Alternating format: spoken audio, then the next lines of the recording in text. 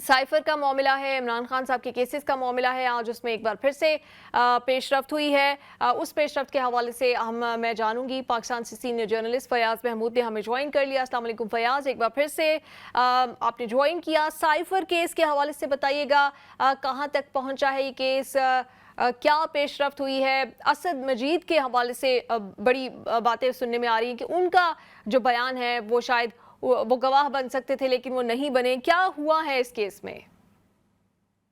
नीलम, आपका बहुत बहुत शुक्रिया। देखें, इसमें असद मजीद ऑलरेडी विटनेस हैं और उन्होंने अपनी स्टेटमेंट भी रिकॉर्ड करवाई है, लेकिन उनको स्टार विटनेस बनाने की बात की गई है अदालत की जानिब से कि आइडियली देखा जाए तो स्टार विटनेस इसमें असद मजीद हो सकते थे और आजम खान, क्योंकि ये दोनों वो शख्सियात हैं जिनके पास उस साइफर टेलीग्राम का मतन जो है इनको मालूम है। क्योंकि असद मजीद वो शख्स हैं जिन्होंने वो साइफर ग्राम वहां से टेलीग्राम भेजा था, और आजम खान वो हैं जिनके पास वो प्राइम मिनिस्टर की जो कॉपी आती है और उसके बाद उनको जो है प्राइम मिनिस्टर को दी जाती है। तो ये वो दो लोग हैं जिनको विटनेस बनाया जा सकता था, लेकिन अदालत ने इस पे कहा है कि लेकिन असद मजीद ने ऐसा कुछ बताया नहीं, क्योंकि मामला अटका कहाँ पर हुआ है। मामला अटका हुआ है साइफर टेलीग्राम का कंटेंट क्या था, मतन क्या था। इस वक्त जो है साइफर केस तो चलाया जा रहा है, लेकिन साइफर केस का कंटेंट क्या था, उसमें लिखा क्या हुआ था, ये बात कोई नहीं जानता। इवन के प्रोसिक्यूशन भी नहीं जानती, उनके वकला भी नहीं जानते, और हत्ता के जिस शख्स ने इसको इन्वेस्टिगेट किया है, इन्वेस्टिगेशन ऑफिसर, वो भी ये बात नहीं जानते कि उस साइफर टेलीग्राम में लिखा क्या हुआ है। तो फिर जज ने भी जब फैसला सुनाया या फिर चार्ज फ्रेम किया, तो वो भी ये बात नहीं जानते थे कि जिस डॉक्यूमेंट की बेस पे ये एक ट्रायल चलाया जा रहा है, उस डॉक्यूमेंट के अंदर क्या लिखा हुआ है। लेकिन यहाँ पर थोड़ा सा प्रोसिक्यूशन ये कहती है कि देखिए, हमारा जो मामला है, जो हमारा मुकदमा जो है, वो साइफर की गुमशुदगी का भी है। हमने जो इनके ऊपर इल्जाम आयद किया हुआ है गुमशुदगी का है, और दूसरा वो इल्जाम आयद करते हैं कि साइफर को के मतन को जाहिर करके इन्होंने जो है मुल्की मुफादात को नुकसान पहुंचाया। लेकिन अब मामला ये है कि साइफर का मतन जो है जब तक सामने नहीं आएगा तो वो मामला जो है हल नहीं हो सकता।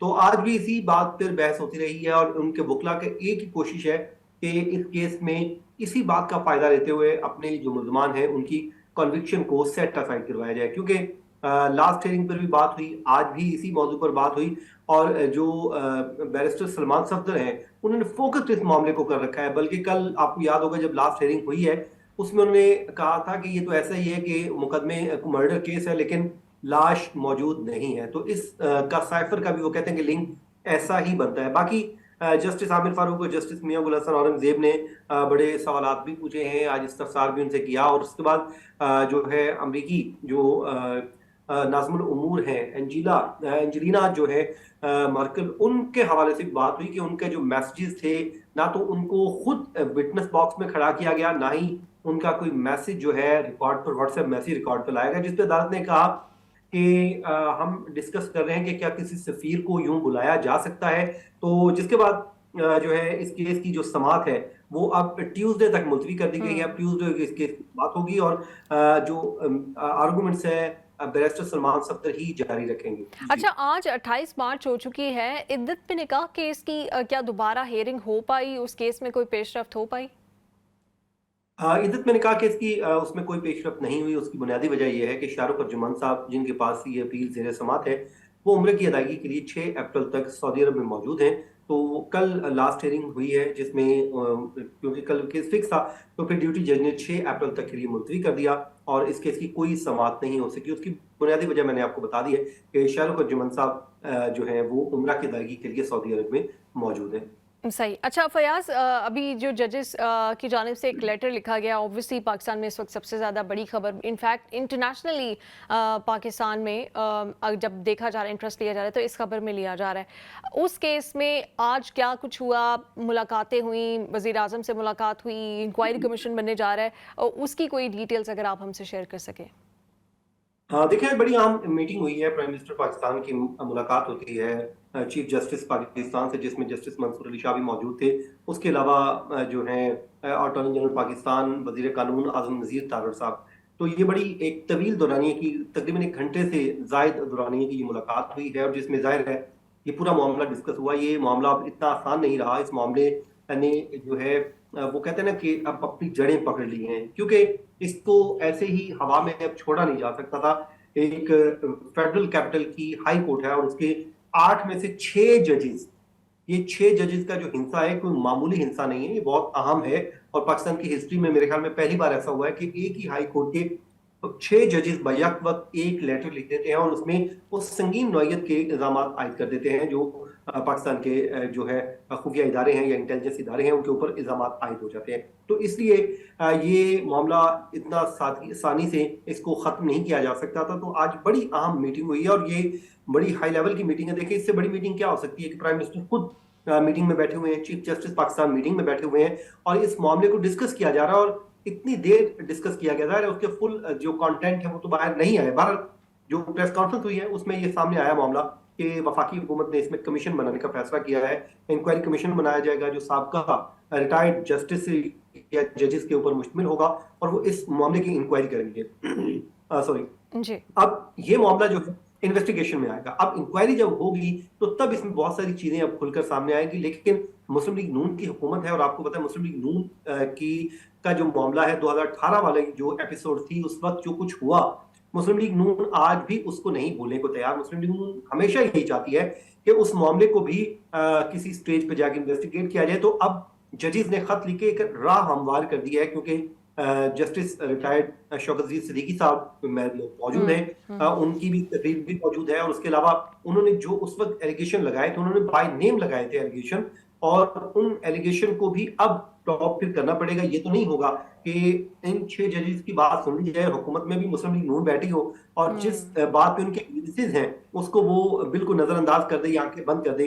तो अब वो कहते हैं बात निकली है तो दूर तलक जाएगी और ये मामला यहीं पर नहीं रुकेगा, ये माजी में भी जाएगा। और मुझे ये मामला अब मजीद जो है फैलता हुआ दिखाई दे रहा। तो इससे अब हासिल वसूल तो शायद कुछ ना हो, लेकिन जो है वो कहते हैं माजी के गड़े मुर्दे जरूर निकलेंगे। और फयाज, लेकिन मैं ये समझता हूं एक गड़े मुर्दे सामने आ जाएंगे, हकाइक सामने आ जाएंगे, लेकिन क्या मुस्तकबिल के हवाले से ये हुकूमत के पास कोई, आप समझते हैं कि इतनी अथॉरिटी है कि मुस्तकबिल के हवाले से कोई कानून साजी कर सके कि आइंदा कोई किसी जज को इस तरह से इंटरफेयर ना किया जाए, फैसलों के हवाले से कोई परेशान ना कर सके, दबाव ना डाल सके? देखिए, कानून तो पहले भी मौजूद हैं और कानून पे अमल दरामद करने की जरूरत है। अदलिया का जो हमारा कॉन्सेप्ट है वो इंडिपेंडेंट जुडिशरी है, तो कानून का मसला नहीं, कानून पहले ही मौजूद है, सिर्फ कानून पे अमल दरामद की जरूरत है। और आपने कहा कि हुकूमत इतनी मजबूत है कि अरसा का एक जो चेयरमैन लगाना है उसमें पीपल्स पार्टी उनको आंखें दिखा रही है। और अब यहाँ से आप अंदाजा लगा लें कि कितनी स्ट्रॉन्ग गवर्नमेंट है। तो यहाँ से चीजों को आपको बिल्कुल समझ आ जानी चाहिए कि हम हुकूमत क्या कर सकती है। हुकूमत के पास इस वक्त वो इख्तियारात नहीं है जो मुस्लिम लीग नून इक़्तिदार में आया करती थी। देखिए, जब भी मुस्लिम लीग नून इक़्तिदार में आई, चाहे 90s में आई है, प्राइम मिनिस्टर नवाज शरीफ थे, फिर 97 में तो खैर 2/3 मेजोरिटी के साथ आ गई, फिर 2013 में मुस्लिम लीग नून भारी मेजोरिटी के साथ आई, 188 नशिस्तें उनके पास थी। हालांकि 177 उनको 171 पे गवर्नमेंट बनी थी, तो 188 उनकी अपनी नशिस्तें थी, बाकी उनकी इत्तेहादी मिला के 237 मुझे याद पड़ता है शायद, अगर मैं भूल रहा नहीं रहा, तो वोट लिए थे। तो इतनी स्ट्रांग गवर्नमेंट थी। तो उस वक्त जो मुस्लिम लीग नून कुछ नहीं अगर कर सकी इस तरह की चीजें, तो अब क्या करेगी? अब तो बड़ी मुश्किल से उनकी गवर्नमेंट बनी हुई है, पीपल्स पार्टी के सारे वो बैठे हुए हैं और पीपल्स पार्टी जो है तमाम आईनी ओहदे लेकर अपने साइड पे हो गई है और मुस्लिम लीग नून को मैदान में छोड़ दिया गया कि चले जी आप जाएं मैदान में और मुकाबला करें चैलेंजेस का, हालात का।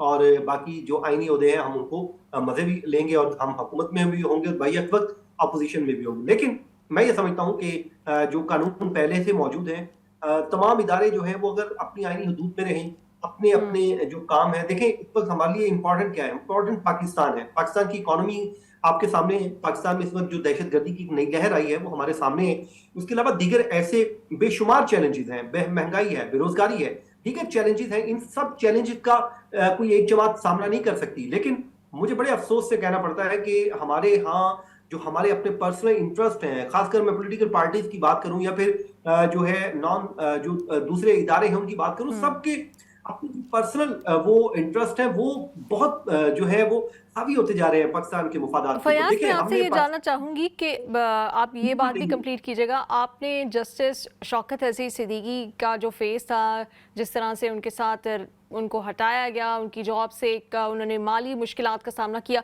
वो उन्होंने आपके साथ, ऑब्वियसली आप कोर्ट रिपोर्टर हैं, बड़ा करीब से आपने उनके ये सारे चैलेंजेस देखे होंगे, कुछ अगर उनके बारे में भी हमारे व्यूअर्स को बताना चाहें, क्योंकि ठीक है ये जजेस ने अपनी कहानी सुना दी, लेटर लिख दिया।